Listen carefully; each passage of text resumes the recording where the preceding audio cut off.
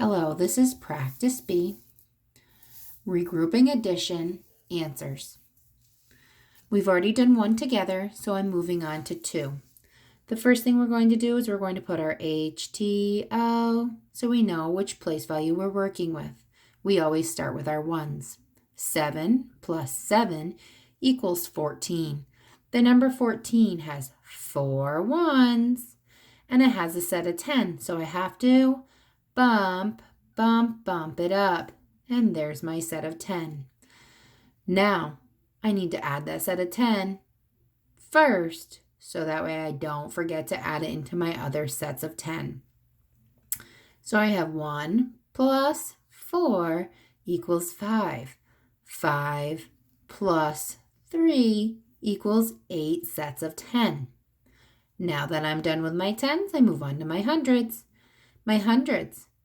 I have nothing I've bumped up, but I have nothing below to add to this one set of 100. So 1 plus nothing, or 0, equals one set of 100. So I drop my 1 down. Let's move on to number 3. Number 3, I'm going to put my HTO. I always start in my ones. I have 6 ones and 5 ones. 6 plus 5 equals 11 ones. If I have 11 ones, I really have 1 1 and a set of 10.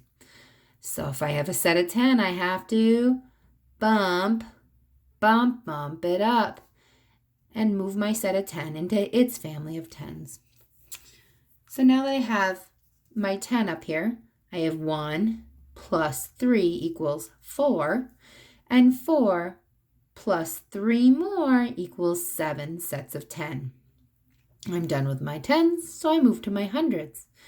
I only have one set of 100 plus nothing equals one set of 100. So my whole number is 171. Now moving on to number 4. I make my HTO at the top so that way I don't forget which place value I'm working with. I start in my ones, I drop it down. I have 7 plus 8. 7 ones plus 8 ones equals 15. In the number 15, I have 5 ones and I have a set of 10. So I have to bump it up and write my set of 10. Now I count on my tens, starting with that 10 that I've already bumped up, so I don't forget it. 1 plus 2 equals 3. 3 plus 6 more sets of 10 equals 9 sets of 10. Now I'm done with my tens, I go over to my hundreds. I have 1 set of 100 plus another set of 100. 1 plus 1 equals 2 sets of 100. My whole number is 295. Let's move on to number 5. I have HTO. I start in my ones. I have 3 plus 7. 3 and 7 always makes 10. The number 10 has no ones, so we put a 0 in there. But it does have one set of 10, so I bump it up, and I put my set of 10. Now I count on using that set of 10 first, so I have 1 plus 1 equals 2. 2 plus 2 equals 4. So I have 4 sets of 10 and 0 ones, which is the value of 40. Let's go on to number 6. Number 6, I'm going to write my HTO. I have my ones first. I have 8 plus 5 equals 13.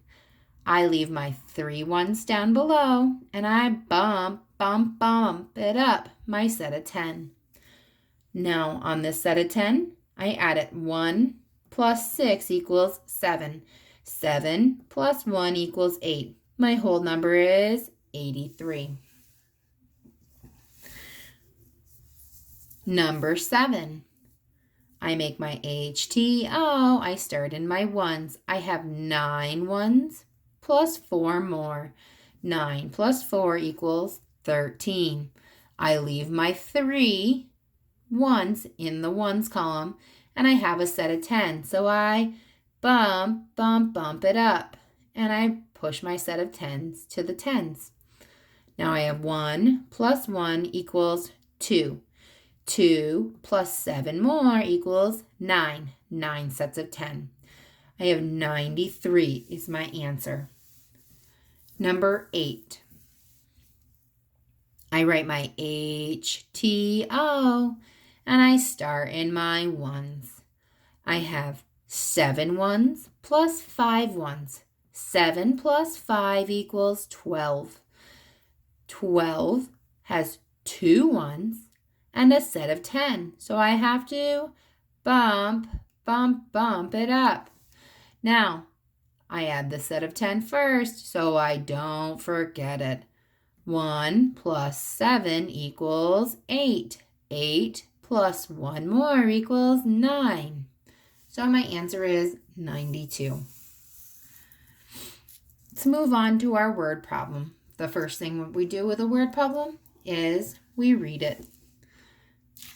So, there are a total of 85 crayons in the basket.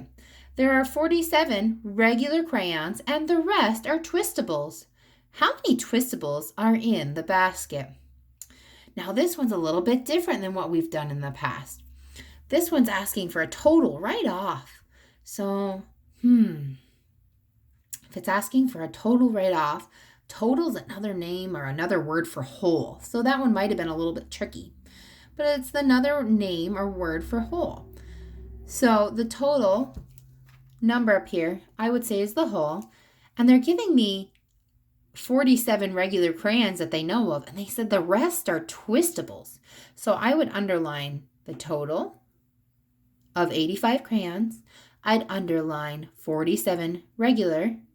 And I would underline the rest are twistables, which means that that's a missing part. Now, if I have a missing part, I know my whole, and I have a part, and they're asking how many twistables there are, we know we're doing subtraction because we have a missing part. So now let's move on to our tape diagram. In my tape diagram, I wrote down my whole, and I wrote down the part I knew, but I don't have anything over here because I don't know my missing part yet. So now I'm going to do my model. I made 85, but there was something wrong. When I made 85, I only had the 5 there. So I can't take 7 away from 5 because there's not enough. So I had to borrow. So I took a set of 10. Right here. I took a set of 10 and I pushed it back. And that means instead of 1 set of 10, I have 10 ones because 1 set of 10 equals 10 ones. 10 sets of 10 equals 1 set of 100. So I bumped it back so I have 10 ones. Now I have enough to take away 7. So I took away 5, 6, 7. Now I've taken away my 7. I have to take away 4 more sets of 10. So I went through and I crossed out 1, 2, 3, 4. So I did 4 more sets of 10 to cross out. Now I can drop down my digits. So I went back to my ones. I counted, I have 5, 6, 7, 8. So I have the digit 8 in my ones. I have 8 ones. Then I went to my tens. I have 3 sets of 10. So I wrote my 3. So I think my answer is 38. But I am not going to just write it in my number sentence. Because that means I could be wrong if I did my math wrong. Or if I did my model or my picture wrong. So I'm going to look at this. I'm going to write HTO, hundreds, tens, ones. And I know that I'm doing subtraction, so I don't make a mistake. I'm going to make my subtraction sign right now.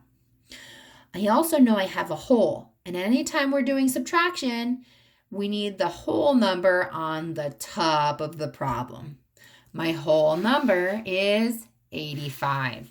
So I'm going to find my tens, because it has 8 sets of tens and 5 ones for 85. And then I need to find my part, which was 47. So now I'm going to write 4 sets of tens and 7 ones. Now I have my number sentence. I can go on, but I have to remember I am doing subtraction. So I can't add those numbers together because I'm doing subtraction. So if I have 5, how am I going to take away 7? I gotta borrow. So what I'm going to do is I'm going to take this 8. I'm going to cross it out. It's not the number 8 anymore. It is the number 7 because I took 1 set of 10 out of it. And what I'm going to do is now I'm going to push it back. Here's my 1 set of 10 and my 5 ones. What number do I have? I have the number 15. This 5 doesn't count anymore. I have the number 15. So, with the number 15, can I take away 7? I absolutely can. So, there's many ways you can do this. You can do your fact families, or you can count down with your fingers to be able to find the answer. So I'm going to use the dot method that most of us, or the majority of us, know. If not, you'll learn a new technique right now. We have 15, and I need to take away 7. So I have 15, 14, 13, 12, 11, 10, 9, 8. So I think that my answer is 8. Then I'm done my ones. I go to my tens. I have 7 tens in my whole because I borrowed a set of 10 and pushed it back. So now I have 7 minus 4. 7, 6, 5, 4, 3. Or I could know my families and know that 7 minus 4 equals 3. So we found that my answer was 38. Is it the same as my drawing? It is. So now I can move on. I'm going to move on to my word sentence. So my word sentence, I need to know that I have 38. 38 what? What were we talking about? It says, how many twistables are in the basket? So we were looking for twistables. So now we know that we have 38 twistables. So I'm going to write 38 twistables were in the basket. Now, if your sentence isn't exactly like mine, that's not a big deal. Just do your best. All right, and then one last thing that I like to do last to make sure that I tidy it up and make sure I've done all of my pieces is I go back to my tape diagram and I put in my answer. And my answer is 38 as a part. All right, I hope you did well on that. Nice job, boys and girls.